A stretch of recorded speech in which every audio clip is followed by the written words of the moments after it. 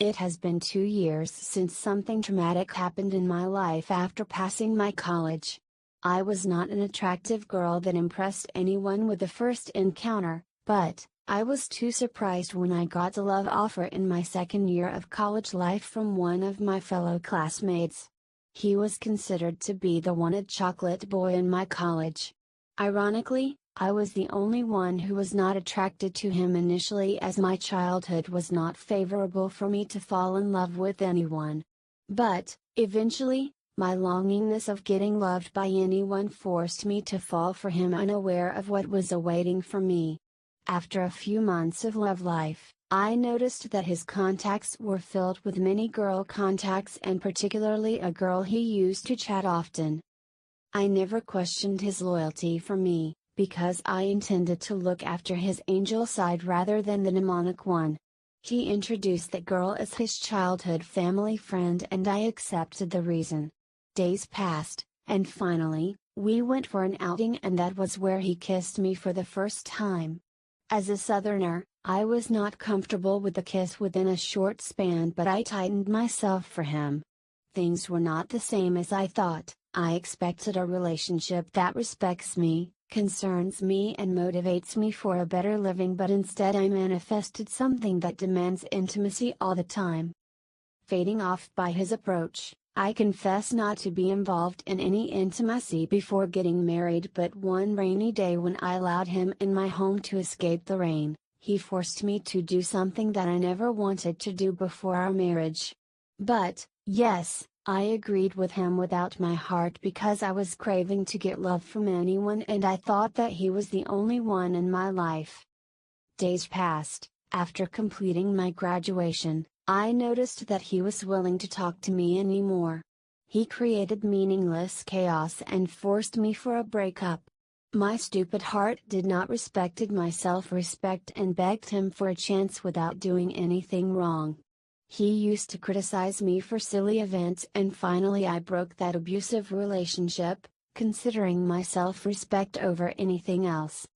It was the worst year of my life, as I attempted to commit suicide uncountable times, thinking about the relationship that aimed only intimacy and not more than that. After a few months, one of my classmates shook my guts with shocking news that I still even wished to be fake. The one I loved the most and offered myself cheated me for another girl. I heard that he conceived a girl and aborted his own child. And that where my entire world turned upside down. I was completely broken then and unleashed my anger to everyone in my life. I almost turned as a beast that was willing to hunt everyone as prey for the past grudge it experienced. But, I was fortunate to have some loyal friends in my life who stopped my arrogance and treated my wounds since the worst nightmare. A few days before, I heard another shocking truth from another friend who confessed to me that he actually betted someone to attract me towards him, as I was the only one who was not attracted to me. Moreover, he shouted out our intimate relationship to my well-known friends and completely shattered all my honor and respect among them.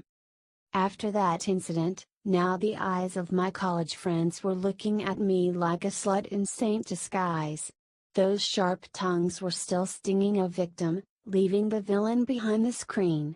The person who actually spoiled an innocent's life is being celebrated as a macho man for harassing me for his physical pleasure. And, the one who was longing to be loved throughout her life is a slut now. Those series of traumatic incidents utterly wounded my inner child, and it took almost a year for me to get expelled from my nightmares. Life is never so good for anyone at any time.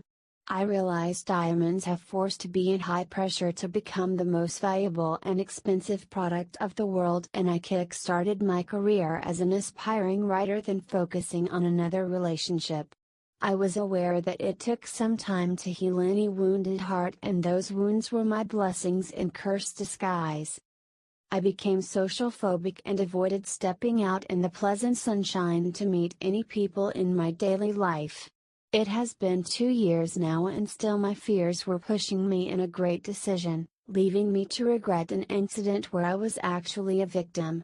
But, I then stopped mourning for the things that treated me unfairly. Time has changed already. It may not be the time to roar, but at least this session was aligned to train myself to roar.